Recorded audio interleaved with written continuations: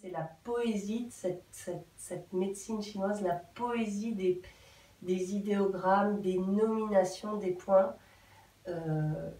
À chaque fois que je repense à ça, ça me fait monter les larmes aux yeux parce que je me dis comment ces maîtres ont pu sentir à l'intérieur d'eux-mêmes et nommer avec une telle poésie chaque point. Une vallée ensoleillée, c'est magnifique d'aller imaginer effectivement que pour guérir en nous toutes les inflammations, on peut faire appel à une vallée ensoleillée.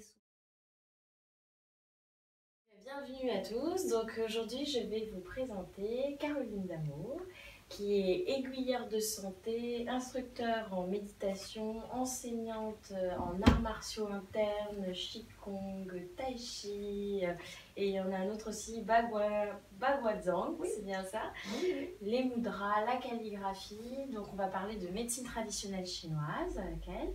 Et je vous présente Caroline Damour parce qu'elle vient de sortir 2 livres notamment dont on va parler tout de suite. Donc un point, un geste, une plante. Et également un deuxième livret qui va avec ce livre qui s'appelle La cartographie énergétique et qui présente en détail tous les points énergétiques du corps. Donc les deux marchent bien ensemble d'ailleurs. Donc on va en parler en détail tout de suite. Alors, bonjour Caroline. Bonjour Cécile. Donc, est-ce que tu voudrais bien déjà nous parler de ton livre Un point, un geste, une plante. Donc déjà, pourquoi ce livre? Pourquoi ce livre? Donc c'est un traité de médecine traditionnelle chinoise. Dans la tradition, quand on commence à étudier la médecine traditionnelle chinoise, on commence toujours par le travail du corps, le travail des arts martiaux internes, le Qigong, le Tai Chi, le Baguazhang, les mudras, etc. Et donc, dans cette tradition, on va commencer par enraciner son propre corps et essayer d'aller sentir ce que c'est déjà qu'un geste et ce que c'est qu'à l'intérieur de nous un point. Et au fur et à mesure, d'aller découvrir petit à petit qu'à l'intérieur de nous, on a toute une cartographie énergétique, d'où ce livre Cartographie énergétique, qu'on a traduit en français par point d'acupuncture et qui en fait en chinois se dit xue, ça veut dire des grottes cosmiques ou des étoiles dans notre cosmos intérieur.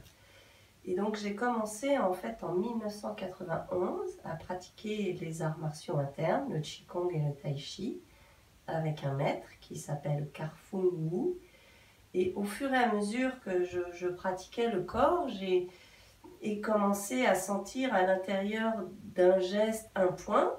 J'ai eu envie d'en savoir plus sur ce que c'était que ces points d'acupuncture, ce que c'était que cette médecine traditionnelle chinoise finalement, et commencé à vouloir étudier la médecine traditionnelle chinoise. Et puis très vite, mon maître, Carfung Wu, m'a dit, et nous avait dit à tous, parce qu'on était plusieurs à étudier ensemble et à pratiquer le Qigong, dans la tradition, on ne commence pas avec un livre, on commence vraiment à pratiquer avec son corps. Et donc à chaque fois que je rencontrais un petit point, une petite étoile, quelque chose qui s'allumait à l'intérieur, je commençais à écrire en disant tiens, ce matin, en faisant le geste du clavecinis, j'ai senti un petit pétillement étoilé entre mon pouce et mon index. Ce matin, je me suis levée et j'avais à la pointe du nez un petit pétillement étoilé et donc j'ai commencé comme ça. Donc ce livre, c'est le fruit de 25 années de petits points qui s'éveillent et qui se réveillent, et de 25 années de gestes de Qigong. Voilà. D'accord.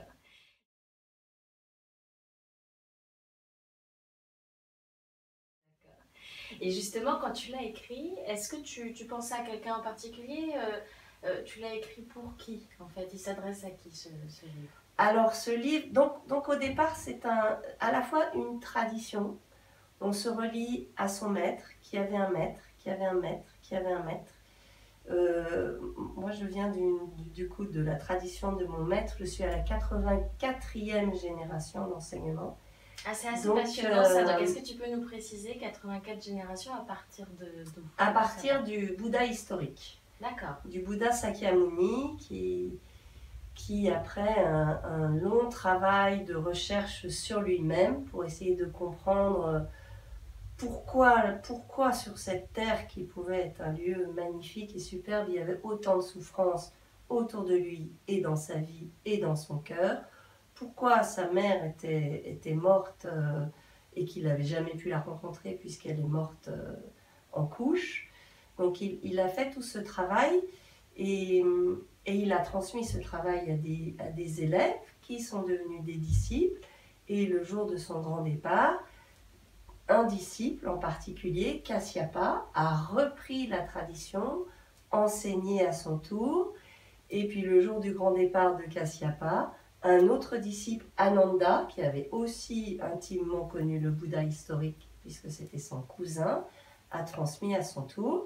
Et donc si on compte comme ça, de cycle en cycle et de génération en génération, mon maître Karfungu, qui est là, hein, Karfungu, Wode Shefu. On trouve d'ailleurs de très nombreuses photos d'elle dans ton livre. Hein. Tout à fait. Donc en fait, je l'ai écrit avant tout voilà, par rapport à la transmission et aussi un hommage à mon sifu. En chinois, un maître, on dit Shefu. Ou en cantonais, puisque Karfungu est d'origine cantonaise, on dit sifu. Et donc elle se trouve à la 83e génération. Voilà, 83e génération. Et Ben Juan, le maître de mon maître, 82e génération. D'accord. Lui, il a fait son grand départ en avril, il y a 2 ans, à 104 ans. Sur cette photo, il a 100 ans. Donc ce qui m'a plu aussi, dans cette tradition de médecine traditionnelle chinoise, qui va conjuguer les enseignements du bouddhisme et du taoïsme, un autre grand monsieur de toute cette médecine s'appelait Lao Tzu. Et lui, c'est vraiment la tradition bouddhiste, c'est la tradition du corps. Et c'est vrai qu'en Occident, moi j'ai rencontré mon maître, j'avais 27 ans, je voyais personne comme exemple exemplaire. Je cherchais à comprendre pourquoi j'avais un corps, qu'est-ce que je faisais sur Terre, qu'est-ce que je faisais avec des pieds sur Terre, et je n'avais aucune réponse avec des Occidentaux. Alors que tout ce travail, c'est avant tout chez les taoïstes, c'est d'avoir un corps d'immortalité. Le symbole de la médecine taoïste, voilà, c'est le lingzi, c'est un champignon d'immortalité qu'on va boire et reboire pour déjà tuer nos parasites et faire qu'on va croître en beauté et en immortalité. D'où un point, les points d'acupuncture, un geste, tous les gestes du Qigong, et une plante, toutes les plantes que la médecine traditionnelle chinoise propose pour se restaurer d'abord, se fortifier et se tonifier.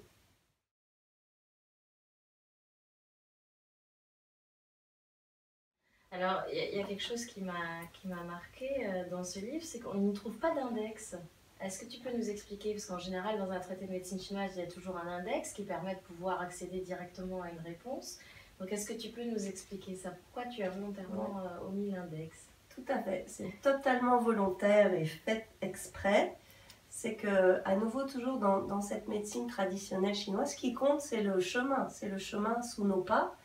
C'est pas d'aller se précipiter à une réponse.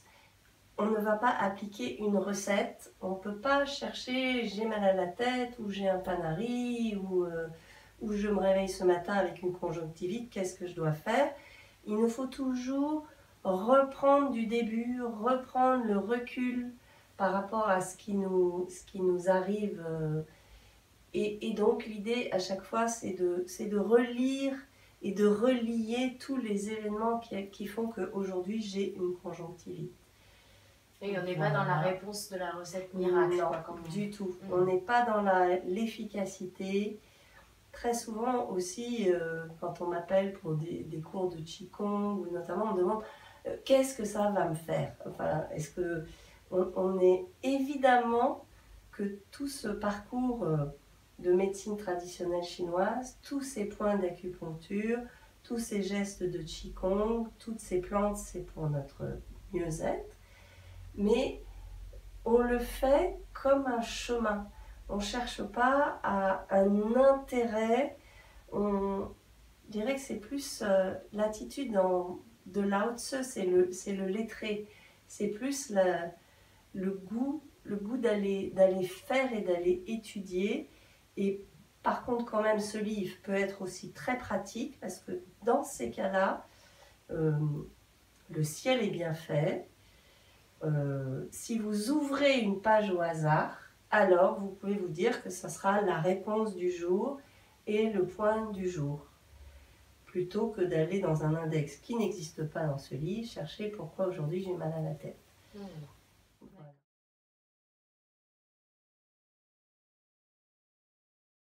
Et en plus, d'ailleurs, le livre sur la cartographie, tu as proposé on peut retrouver des images très détaillées avec tous les points, tous les méridiens. Alors là aussi, il y a un détail assez intéressant et rare, c'est que les points sont tous écrits en chinois. Alors il y a une traduction, mais ils sont quand même présents en chinois. Est-ce que tu peux nous expliquer aussi pourquoi tu as fait ce choix? Tout à fait. Au tout début, pareil, de ce chemin qui a commencé en 1991, j'étais aussi quand même tout à fait fascinée par ces idéogrammes. En médecine chinoise, enfin en langue chinoise, il y a 214 clés d'écriture. Et les idéogrammes, ça c'est le Dabeizo. Les idéogrammes, ça raconte à chaque fois une petite histoire. Ça raconte, là, Da, ça veut dire grand. Ça raconte un homme qui marche et puis il a les bras en largeur. Donc ça veut dire qu'il est plus grand qu'un homme qui va marcher avec les bras près du corps. Donc il y a toute cette alchimie d'un idéogramme que j'ai souhaité rencontrer. Et donc pareil, mon maître nous avait dit, parce que j'étais pas la seule, je ne suis pas la seule à suivre les pas de Carfungu. Mon maître nous avait dit voilà, que ça serait génial de pouvoir apprendre le chinois. Donc effectivement, j'ai étudié le chinois, passé 5 années au CNED à apprendre des cours de chinois et tracer des heures et des heures les idéogrammes pour avant tout comprendre déjà les 365 points d'acupuncture. C'est-à-dire dessiner, voilà, en chinois, dessiner à chaque fois le paysage d'un point d'acupuncture. Or, en Occident, énormément, je dirais toutes les écoles aujourd'hui d'acupuncture proposées en Occident ne demandent pas cet apprentissage du chinois. Donc on apprend uniquement 36 estomacs, tonification du corps, ou 4 gros intestins, fortification abdominale. Alors que si on dit Zhu San Li et qu'on a tracé l'idéogramme de Zhu qui veut dire pied, avec un petit carré qui veut dire souffle, un petit homme qui marche et une petite canne pour dire qu'il marche bien droit, bien aligné, les pieds sur terre. Si on dit San qui veut dire 3 et qui est le symbole de l'éternité, puisque si on a le 1, on a le 2 et on a le 3, on a tout. Et Li qui veut dire kilomètre avec un petit carré qui nous engramme bien dans la pesanteur, ça n'a rien à voir avec dire 36 estomacs tonifie le corps. Donc on est vraiment dans une poétique. Hein, parce que voilà, c'est exactement ça. Tu as raison, tout à fait. C'est la poésie de cette médecine chinoise, la poésie des idéogrammes, des nominations, des points. À chaque fois que je repense à ça, ça me fait monter les larmes aux yeux parce que je me dis comment ces maîtres ont pu sentir à l'intérieur d'eux-mêmes et nommer avec une telle poésie chaque point. une vallée ensoleillée, c'est magnifique d'aller imaginer effectivement que pour guérir en nous toutes les inflammations, on peut faire appel à une vallée ensoleillée. Souvent, on se trompe. Si on a un petit peu froid dans notre corps et dans notre cœur, on va construire en nous un petit foyer inflammatoire au lieu d'aller utiliser ce petit point qui dit vallée ensoleillée ou d'aller tout simplement pratiquer le Qigong dehors au soleil. Voilà, c'est la poésie de l'acupuncture, d'où tous ces idéogrammes. Et le décodeur entre l'idéogramme et la traduction en français que j'ai faite, c'est ce qu'on appelle le pinyin pour arriver quand même à mettre des sons sur ces images. Voilà. D'accord.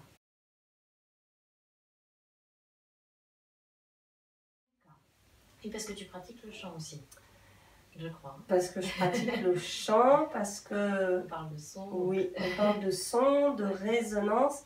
L'acupuncture, ça veut dire en fait reponctuer un point et redonner avec une aiguille un rythme précis dans ce point. Donc l'acupuncture n'est que vibratoire, n'est que son. Et effectivement, pareil, toujours en référence avec ce maître que je suis, Carfung Wu, depuis 91, elle nous avait demandé aussi de réellement, et on a beaucoup travaillé avec elle le chant, apprendre à chanter, apprendre à moduler la voix, apprendre aussi à jouer d'un instrument de musique. Donc je prends des cours de violon, je joue du piano pour être acupuncteur et pour aussi... voilà. Et ça fait partie aussi de cette tradition. On aurait presque pu entendre un point, un geste, une plante, un son. Aussi. D'ailleurs, dans le livre, je l'aborde. Tu l'abordes, oui. Je l'aborde, oui, on en avait parlé. Il y a des chapitres sur la musique. Après, il y a tout à fait un son. Chaque point d'acupuncture, quand il est sain, va émettre un son. Et quand il est bouché, c'est-à-dire qu'un point d'acupuncture, c'est le long d'une rivière qu'on a traduit méridien. C'est un peu pauvre comme mot, mais comme c'est la convention en France, je l'ai gardé, j'ai mis tous les points, tous les méridiens sur la cartographie énergétique. C'est vraiment une ligne de force qui va nous tenir en horizontal ou en oblique. Et puis le long de cette ligne de force, qu'on peut appeler aussi une rivière souterraine, c'est comme la corde d'un violon. Elle va sonner dans une tonalité différente. Là, si je suis sur la ligne du vaisseau conception, ça va sonner le Do. Si je suis sur la ligne du rein, ça va sonner le Ré. Si je suis sur la ligne du poumon, ça va sonner le Sol. Donc les sons et le chant, tout à fait, c'est très très vaste cet univers de la médecine traditionnelle chinoise. Et oui, parce qu'en fait, donc, tu pratiques à la fois l'acupuncture, tu pratiques également l'acupressure. On va y revenir parce que ça m'intéresserait que tu nous expliques bien la différence. Donc l'acupuncture, l'acupressure et les arts martiaux internes, et pour toi, et la méditation, bien sûr. Donc pour toi, tout ceci est totalement relié. Tout ceci est totalement relié. Ces pratiques différentes, en fait, hein, sont toujours, on parle toujours de médecine traditionnelle chinoise, en fait, finalement, même quand on est en méditation, même quand on fait du Qigong ou quand on fait du Tai Chi. Tout à fait, oui, ça englobe la santé du corps, la santé du cœur et la santé de l'âme, chapeautée par l'esprit. Du coup, va englober ce point d'acupuncture, ce geste de Qigong et ces plantes et ces sons.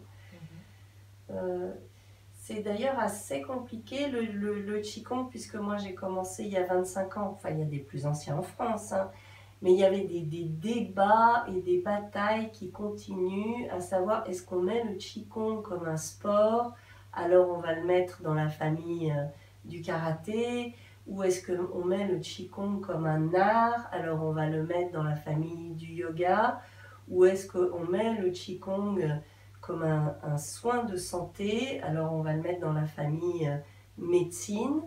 D'ailleurs, ça tourne toujours un petit peu autour de ces trois pots. Il Il n'y a pas un ministère pour le Qigong. D'accord. Voilà.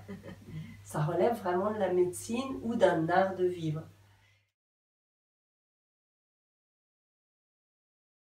Et alors, je voulais revenir un petit peu sur ton maître, parce que tout à l'heure, je sentais beaucoup d'émotion quand tu parles de ta lignée, hein, de ton maître et puis de toute la lignée, donc des générations derrière.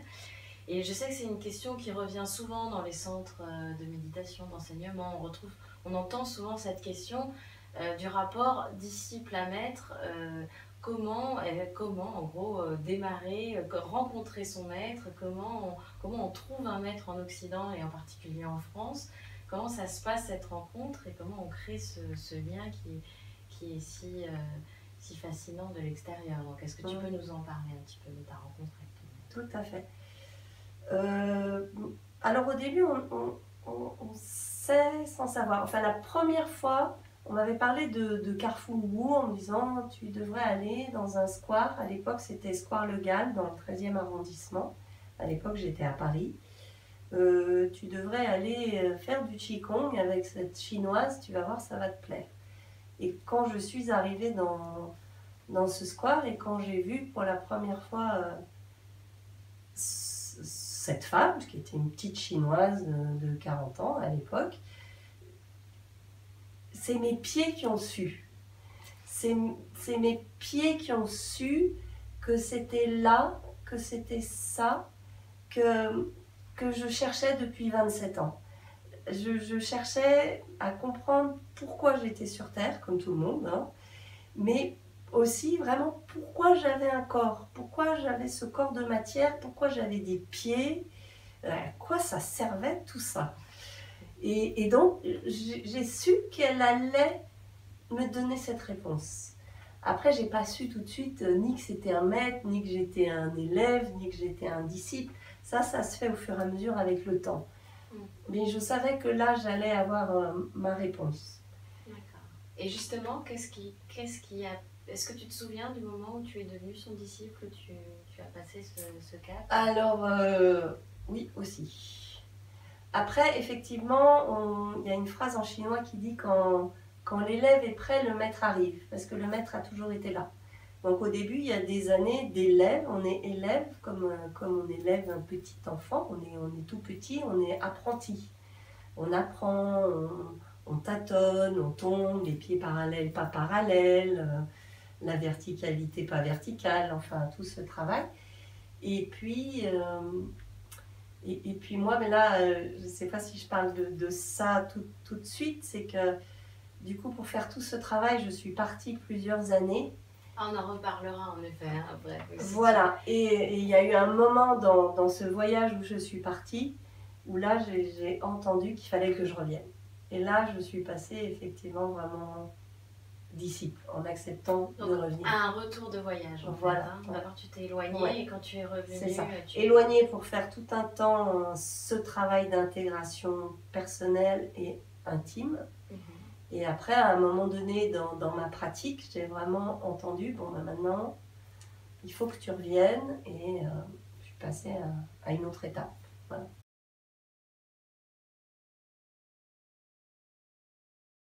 Parce qu'est-ce que tu peux nous parler justement de ces étapes? C'est intéressant, ces étapes par lesquelles tu es passée. Ouais.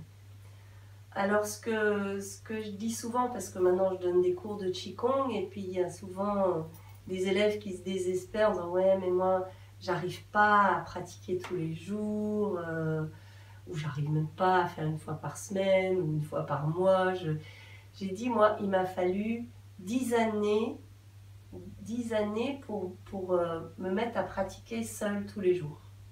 Donc je vois bien par rapport à moi, voilà, pour acquérir un début de discipline, de se dire tiens, allez, si je pouvais le faire toute seule tous les jours, tous les matins. Voilà, donc... c'est une première étape déjà. C'est une première étape. Oui. Avant celle-là, même, puisqu'au tout début de tout ce travail, l'idée c'est vraiment de dire ok, si un jour tu veux soigner quelqu'un d'autre que toi, commence déjà par toi. Donc j'ai commencé de tous les points, j'ai passé une année à me piquer chaque matin un point d'acupuncture, à écrire sur le point.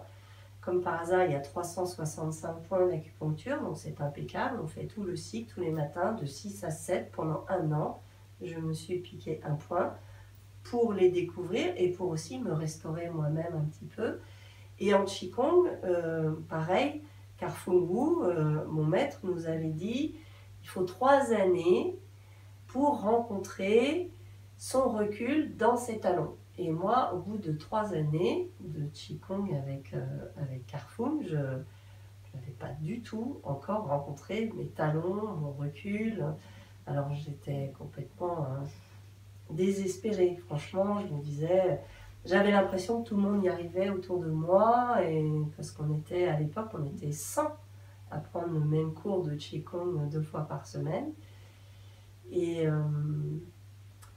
donc cette étape des 3 ans, moi il m'a fallu partir en mer pour rencontrer mon talent. Alors c'est peut-être le moment de parler de ton voyage, parce que donc, ce qui m'a le plus fasciné chez toi quand je t'ai rencontré, c'est ce parcours que tu as qui est quand même vraiment atypique et qui est assez inspirant, qui fait rêver même. Donc tu es partie de longues années, tu vas nous en parler, en mer avec toute ta famille et avec des enfants en bas âge. Est-ce que tu peux nous parler de ça, de ce départ, ce départ sur un voilier Ouais, le départ, il vient justement de ce point de départ de me dire déjà au bout de 3 ans, mes flûtes, Carrefour nous a dit ça prend 3 ans pour trouver son talon, c'est le calcanéum, c'est la plateforme de l'être. J'ai toujours pas ma plateforme. Bon, donc j'étais pas très en forme. Et puis d'autres faits ont fait que je suis encore restée 2 ans, 3 ans à Paris, 6 années à continuer à essayer de trouver mon talon dans ce square René Le Gall à Paris avec ce maître. Et toujours pas de talon. Et donc j'ai fait un rêve. En fait, souvent aussi, on a tous une petite voix qui nous parle, plus ou moins directement, et tous les anciens, que ce soit en médecine traditionnelle chinoise ou beaucoup en Égypte ou beaucoup dans la Bible, ça se passe à travers des rêves. Donc c'est vraiment important de rêver. Là, on va dire qu'en médecine chinoise, il nous faut dégager notre petit foie, parce qu'autrement on ne rêve pas. C'est important de rêver et important d'écouter réellement ses rêves. Donc une nuit, j'ai rêvé par rapport à une émission de télé que j'avais vue sur Thalassa, que si j'étais pas capable de poser mes talons sur terre, j'avais qu'à partir en mer. Alors que j'avais une peur panique de l'eau, alors que j'avais jamais navigué sauf un week-end, alors que c'était juste pas concevable. Et puis, eh ben si, finalement, c'est devenu l'évidence qu'il fallait partir en mer. Qu'il fallait que je parte en mer pour rencontrer mon talon, la pesanteur et l'apesanteur. Les 2 notions. Donc à l'époque on habitait Paris. Et quand tu dis on, donc tu parles de ton mari. Alors à l'époque, voilà, j'étais avec mon mari Laurent et Arthur, qui est un enfant du Square Le Gall, qui est né effectivement pas au Square Le Gall, j'ai pas accouché au Square, mais je suis tombée enceinte en ayant commencé ce travail. Voilà. D'accord. Et je sais que c'est un enfant un peu particulier et qui, en particulier lui aussi, visiblement de toute évidence, ne souhaitait pas rester à Paris. Il était malade, il était très très malade, il faisait crise d'asthme sur crise d'asthme. Il était, la première fois que je l'ai vu là sous sa tente à oxygène, petit schtroumpf comme ça, c'était juste pas possible. Et Paris n'était pas possible pour lui. Je pense qu'un enfant, de toute façon, on le dit aussi en médecine traditionnelle chinoise, avant 9 ans, toutes les maladies, c'est les parents. Donc peut-être qu'il voulait juste nous dire mais ça va pas la tête, on va pas rester à Paris. Hein. Et effectivement, du jour où on a tout vendu, tout largué et parti en bateau, Il n'a plus jamais été malade. Et après, on a beaucoup travaillé ensemble le Qigong et l'apnée. Et il tient aujourd'hui 3 minutes 30 en apnée, ce qui n'est pas donné à tout le monde, surtout pour un asthmatique. Et alors, combien d'années vous êtes partis? Alors en fait, donc on est partis à 3. Il y avait Laurent, mon mari, qui lui avait toujours rêvé naviguer, mais qui n'avait jamais imaginé que ça serait possible. Moi qui n'avais jamais rêvé naviguer, mais qui ai entendu que c'était possible et que c'était ça. Arthur, notre fils, qui lui avait certainement toujours rêvé d'une vie au grand air, au plein air et certainement pas en plein Paris. Donc on est partis tous les 3 et puis pratiquement à la minute où je suis tombée, où je suis arrivée sur le bateau, je suis tombée enceinte. Donc on est partis à 4 en fait. Et on est partis 5 années. Donc pendant 5 années... Est-ce que c'était une coupure totale du monde? Il y avait des retours de temps en temps? Comment ça s'est passé? Alors ces 5 années, une fois par an on rentrait. Une fois par an je retournais à Paris repratiquer avec Carfung. Voilà, mais c'était quand même une vraie coupure. Difficile pour la famille, les parents, une incompréhension totale, mais c'est pas grave. Hein. Et puis, pendant ces 5 années, j'ai énormément été justement en verticalité au pied du mât. Et un jour, pendant la traversée de l'Atlantique, il y a 1000 mètres d'eau sous nos pieds. J'étais vraiment au pied du mât et j'ai senti ce que c'était que mon talon et cet enracinement, ça a fait le pied posé, sentir que j'avais la force de la terre sous mes pieds et que tout ça aussi c'était une illusion, l'eau, le pas eau, le bateau, le pas bateau, la terre, pas la terre, enfin c'était pas important, mais cette sensation était d'une puissance absolument inouïe. Et donc, voilà, ça c'était une très très belle expérience d'avoir trouvé mes talents. Voilà. Donc il m'avait fallu du coup 5 plus 5, 10. 10 années. En parallèle avec les enfants, Brune qui est née pratiquement à bord, j'ai commencé le CNED et il y a aussi tout ce volant. Où tu as appris le chinois donc à bord pendant ton voilà, voyage. J'ai appris le chinois pendant mon voyage. D'accord.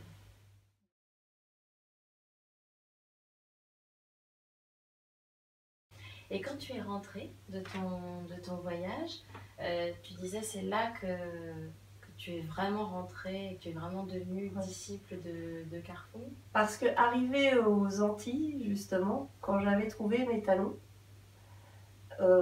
après 5 plus 5 années, 5 années en mer plus 5 années de square et de pratique avec mon maître avant, ça faisait 10 ans, je me suis dit, maintenant je vais pouvoir aller vers mes gros orteils, puisque le recul des talons c'est bien, mais l'idée dans la vie c'est peut-être d'aller avancer, et puis d'aller avancer vers mes gros orteils. Et là à nouveau, j'ai eu un rêve de mon maître qui est venu, qui m'a tapé sur la voûte plantaire, et qui m'a dit « Ok, mais là, pas toute seule ». Donc, du fin fond des Bahamas, via après New York et les États-Unis où on est remonté, j'ai souhaité rentrer en France et arrêter ce voyage pour retravailler 2 années en garde rapprochée avec mon maître. J'ai même trouvé un appartement sur le Square Le Gall à l'époque pour vraiment refaire plusieurs années de pratique intensive avec elle. Et après 5 années à nouveau, nous sommes repartis, 3 ans en mer, où là, cette fois, si j'avais été dans le recul des talons, et puis dans l'avancée des gros orteils, je pouvais enfin peut-être me poser au centre de la voûte plantaire, au centre de mes 2 ischions surtout. Et là, j'ai passé vraiment 3 années de méditation. En assise sur le bateau. Et puis là, je parle de moi, mais à nouveau, il y avait Laurent, il y avait Arthur, le CNED, Brune, le CNED aussi pour... donc l'un dans l'autre, j'ai réétudié avec eux du CP jusqu'à la première. Donc tu t'es transformée en maîtresse d'école. Voilà, en maîtresse d'école. Tous les matins, on commençait par faire des arts martiaux internes, du bagua surtout. Il y a aussi beaucoup de photos dans ce livre de mon maître et aussi de mes enfants en pratique. Les petites filles, on travaille beaucoup l'écartement du bassin, l'ouverture et la respiration pour préparer tout le cycle de la femme. Les petits garçons, c'est plutôt les acrobaties, et puis lui, il est beaucoup, on le voit dans le livre, à marcher sur les mains et à faire le travail de la respiration, le travail de la quête du chi, de ce souffle énergétique et cosmique. Voilà. Et tu m'as parlé aussi, ce livre, c'est également une façon à la fois d'honorer ton maître, si je comprends bien, Carrefour, mais également de commencer à transmettre. Ça fait déjà quelques années d'ailleurs que tu as passé cette étape. Est-ce qu'on peut dire que tu es toujours disciple, mais que tu es également devenu maître? C'est-à-dire que tu transmets en fait? Est-ce qu'on peut le dire ça, comme ça? Alors, je suis toujours disciple. Tu es toujours disciple, oui. Mais ouais. Tu commences à transmettre. Mais voilà, en revenant de ce deuxième voyage, effectivement, j'ai senti que c'était l'heure et puis que c'était quasi obligatoire que je commence, moi, à enseigner, à transmettre.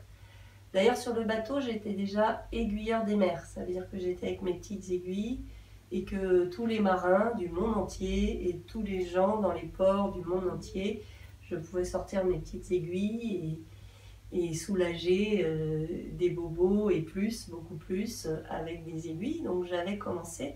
Mais là, en revenant sur Terre, j'ai réellement commencé effectivement la transmission. Et donc pour ce faire, toujours pareil, en médecine traditionnelle chinoise, telle que je l'ai appris à travers mon maître Carfou et d'autres maîtres aussi que j'ai un petit peu abordés comme Zhang Wangde. On n'a pas un diplôme, on n'a pas X années, genre je fais un protocole d'une école en 2 ou 3 ans, j'ai un diplôme ou un certificat. On va de nous-mêmes, et c'est peut-être ça le passage, un autre passage dans le disciple qui devient un apôtre. Il n'y a pas d'autre mot, je ne sais pas, c'est vrai qu'il y a ça aussi justement. Un passage pour aller transmettre, et c'est soi-même, donc c'est moi qui un jour ai demandé à Carrefour mon parchemin, on appelle ça un parchemin, de dire bah tiens, aujourd'hui je me sens prête à enseigner, je me sens prête à pratiquer l'acupuncture de façon patentée avec un cabinet, parce qu'avant sur le bateau j'étais en mer, c'était différent. Et du coup, c'est le maître qui, sûrement à travers des méditations, vous remet quand il pense que c'est l'heure. Moi, admettons, ça a duré 1 mois, 2 mois. Je me disais, est-ce qu'elle va me donner, ce qu'elle ne va pas me donner, qu'est-ce qu'elle va me donner, enfin, voilà, je ne savais pas. Et du coup, un parchemin sur lequel il est écrit que je suis validée de la tradition pour enseigner et transmettre le Qigong médical, et pour enseigner et transmettre l'acupuncture et la pratiquer en qualité d'acupuncteur.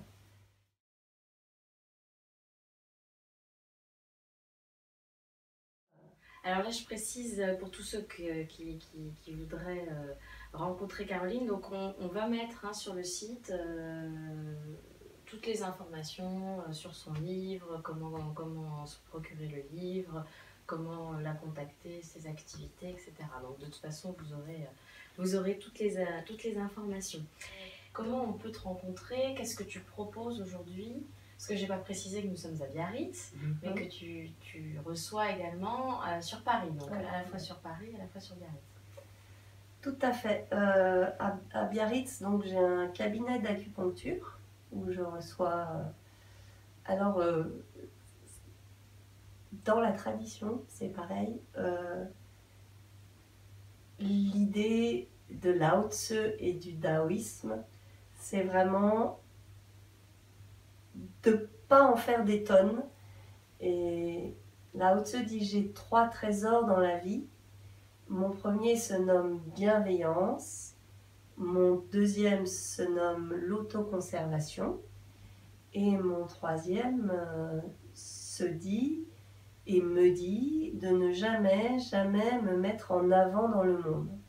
Donc tout ça pour dire que j'ai un cabinet à Biarritz, mais que je ne communique pas particulièrement sur ce cabinet à Biarritz, et que je me suis donné aujourd'hui comme repère intérieur d'avoir 2 rendez-vous par jour. Donc c'est vrai que pour des médecins normaux ou des ostéos, quand je dis que j'ai beaucoup travaillé, parce que je fais 2 heures par jour, ils me regardent et ah oui, bon. Donc 2 heures par jour, acupuncture. Et puis surtout l'idée justement de l'acupuncture, c'est que chacun au bout de 2 séances, ce que je fais le vœu toujours, que cette personne ait envie de commencer à faire un travail personnel de Qigong, et que un point, un geste, une plante, je peux lui dire j'ai fait tel point, piqué tel point en acupuncture aujourd'hui, vous pouvez vous le masser tous les jours, là c'est le petit point d'urgence de l'estomac, vous frottez gentiment, ou vous utilisez une pierre de soin. Et puis pour le recul de l'estomac, vous pouvez vous mettre en verticalité un petit temps tous les jours.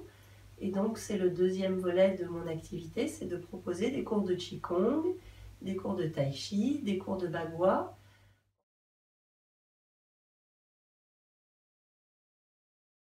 En fait, tous les arts martiaux internes, pour moi, je les enseigne plutôt au fil des saisons. Le Qigong, c'est le geste, c'est la gestation. Donc forcément, pendant 9 mois, on ne bouge pas. On fait des gestes, mais on ne se promène pas. Donc c'est plutôt une discipline qu'on va pratiquer en hiver.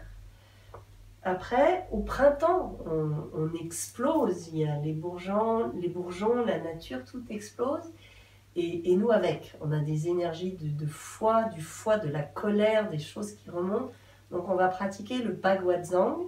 Ça c'est un art beaucoup plus martial où on va vraiment travailler les étirements, aller au-delà de là où on pourrait aller. Et puis l'été c'est très chaud, donc on ne va pas s'affoler, s'agiter comme en bagua. Enfin c'est pas de l'affolement le bagua, mais c'est quand même très martial. On va plutôt se recueillir, se recentrer et travailler tous les mudras. Tous les mudras, en fait, on a 14 phalanges et c'est d'aller animer, réanimer toute notre main et prendre conscience que chacune de nos 14 phalanges sont indépendantes. Et puis, l'automne arrive et l'automne, on voit bien, il y a un virevoltement des feuilles qui tombent. Et nous, c'est pareil, on va faire du tai chi, on va virevolter, on va se promener comme ça dans l'espace. Donc voilà, je propose des cours de Qigong, tai chi, bagua au fil de l'année. Et puis, régulièrement aussi des cours de méditation.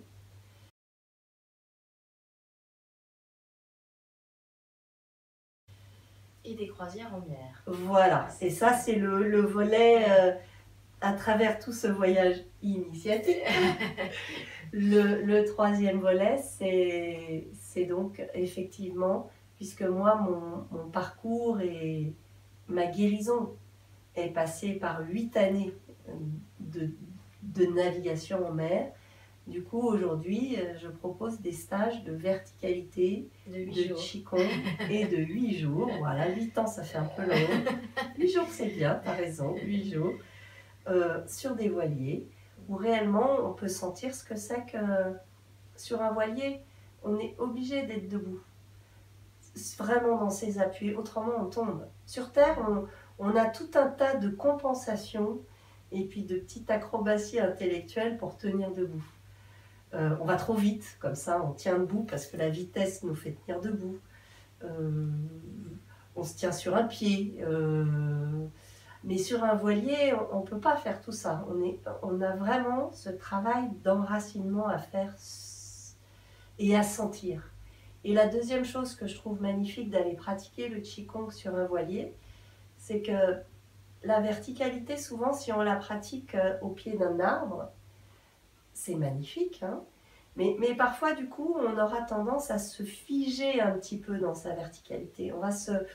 On va confondre la rigueur de la verticalité avec la rectitude, ou plutôt l'inverse, justement. On va devenir, voilà, un petit peu comme nos ancêtres. Moi, j'avais un grand-père qui tenait de façon impeccable, mais c'était parce qu'on lui avait dit tiens-toi droit et qu'il se tenait droit. Or, voilà, la rigidité, tout à fait, merci. Or là, du coup, sur un voilier, à la fois on est verticalisé, à la fois on garde toute la fluidité, quoi. On épouse déjà les mouvements du bateau. Et donc voilà, je propose maintenant effectivement des stages de Qigong en mer.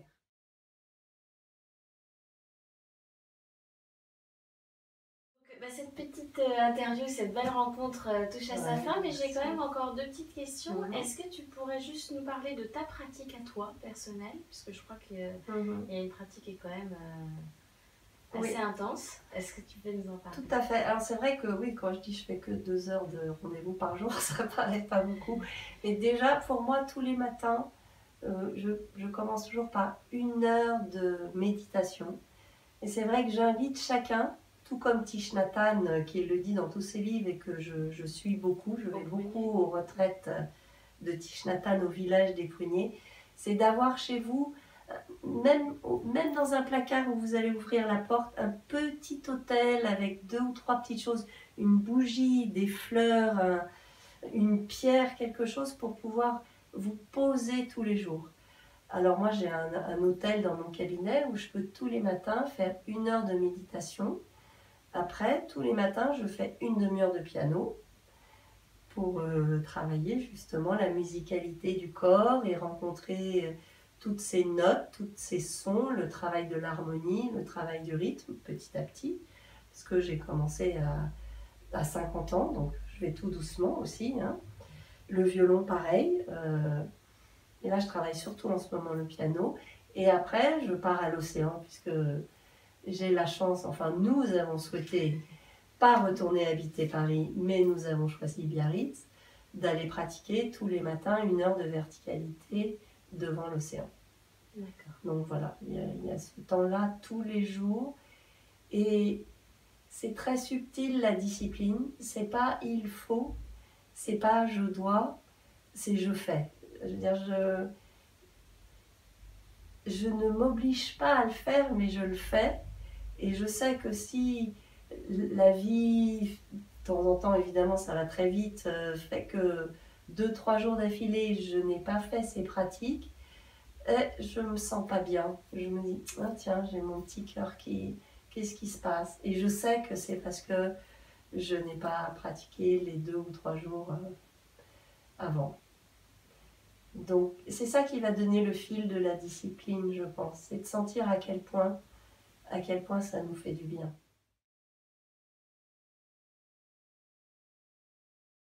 Alors Caroline Damon, j'ai toujours trouvé que ton nom était merveilleusement inspirant. Alors je vais te demander donc, si tu aurais une petite source d'inspiration pour nous à nous donner. Donc selon toi, qu'est-ce que chacun pourrait faire chaque jour à sa portée pour participer au réenchantement du monde? Alors oui, moi j'adore le nom de ton site, notre site, Réenchanter le monde. Je dirais chanter, faire de la musique, chanter. Même des vocalises, do, ré, mi. Et puis appuyer sur un piano, le la du téléphone pour voir ce que c'est que le la. Chanter. Merci Caroline. Merci. Et à très bientôt. Cécile. Merci. Merci. Merci.